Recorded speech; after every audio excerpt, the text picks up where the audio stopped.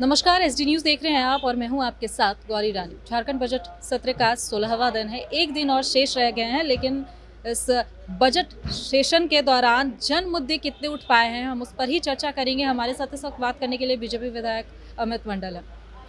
सबसे पहले तो यही जानने की कोशिश करेंगे कि आपकी तरफ से जन मुद्दे सदन के पटल पर आ पाए। देखिए, हम लोगों ने पूरा प्रयास किया कि सोई हुई सरकार को जगाए। आज एक बिल पर विधेयक हम लोगों ने लाया, लेकिन सरकार हठधर्मिता कर रही है।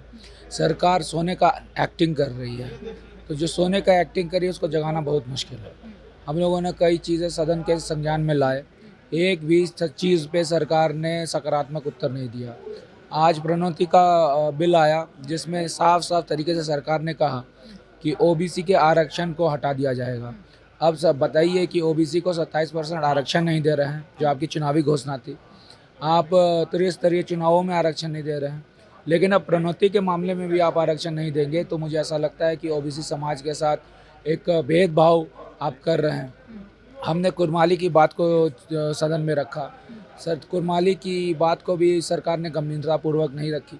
हम लोग चाहते हैं कि संथाल परगना में कुरमाली जिला स्तरीय नौकरियों में आए, लेकिन इन सब चीज़ों को सुनना तो सरकार की जिम्मेदारी है। अगर सरकार नहीं सुनती है और सरकार थोती आश्वासन देती है, तो मुझे लगता है कि इससे दुर्भाग्य हमारे डेमोक्रेसी के लिए और कुछ नहीं होगा। आप एक तरफ सरकार पर आरोप लगा रहे हैं कि सरकार जो है वो हठधर्मिता पर उतरी हुई है, सरकार सोने का नाटक कर रही है, लेकिन वह स्पीकर जो है रविन्द्रनाथ महतो वो ये कहते हैं कि विपक्ष का काम होता है आईना दिखाना और विपक्ष तहजीब के तहत सदन में नहीं रहती है। आपने भी कल देखा होगा कि कल जो पुस्तक का विमोचन था उस दौरान भी स्पीकर ने विपक्ष पर हमला देखेंगे कि जो मुख्यमंत्री हैं उन्होंने भी विपक्ष पर हमला बोला था। तो कैसे देख पा रहे हैं? देखिए, जिसके घर शीशों के होते दूसरों के घर पे पत्थर नहीं मारते।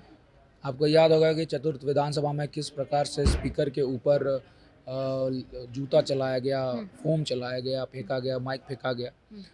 तो जो उस समय के जो विपक्षी दल थे उन्होंने ऐसा काम किया। इस बार बताएं कि हम लोगों की तरफ से विपक्षी दल, क्योंकि अब वर्तमान में तो हम लोग हैं, हम लोगों ने क्या अपने आचरण में ऐसी कोई भी चीज़ करने का काम किया? मुझे नहीं लगता है कि हम लोगों ने किया। जो हम लोगों का अधिकार है बेल पे जाना, उसी के संबंध में हम लोग बेल पे जाते हैं। हमारा अधिकार है वॉकआउट करना, उसी पे जा रहे हैं। हम लोगों ने अमर्यादित कोई भी ऐसा काम नहीं किया जिससे सदन के अंदर किसी को भी शर्म आए।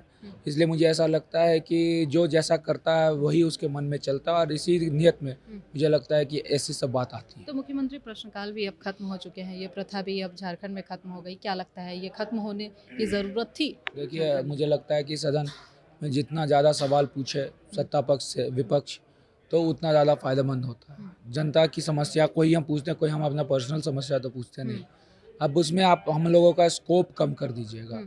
उसमें अगर मान लीजिए कि हम लोगों को ऑप्शंस कम दीजिएगा, तो जनता की सवाल नहीं आएंगी, और जब जनता की सवाल नहीं आएगी तो भुगभोगी जनता होगी। इसमें कोई सत्ता पक्ष और विपक्ष की बात नहीं है। मुख्यमंत्री जितना सवालों का उत्तर देंगे, मुझे लगता है कि उतना सरकार ट्रांसपेरेंट रहेगी। वो कर क्या रही है, क्या उसका विजन है, क्या उसका सोच है। और जितना ज़्यादा वो चीज़ों को छुपाएगी, इसका मतलब कहीं ना कहीं ठीक नहीं चल रहा सरकार में। बजट सेशन का कह ले तो एक दिन और शेष है। वहीं विपक्ष का ये भी आरोप था कि मुख्यमंत्री जो है वो सवालों से भागते थे। कई बार सदन में वो ज़्यादा गंभीर भी नहीं दिखते थे सवालों को लेकर भी, और सदन में भी वो बहुत कम दिखाई देते हैं। आप लोग कैसे देखते हैं? देखिए, कल तो ये स्पष्ट हो गया।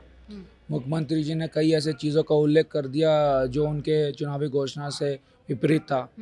1932 के खतियान के आधार पर स्थानीय नियोजन नीति वो लोग नहीं बनाएंगे। उन्होंने 5 लाख सरकारी नौकरी का वादा किया, लेकिन अब बोल रहे हैं कि हम लोगों ने ऐसा बात नहीं किया।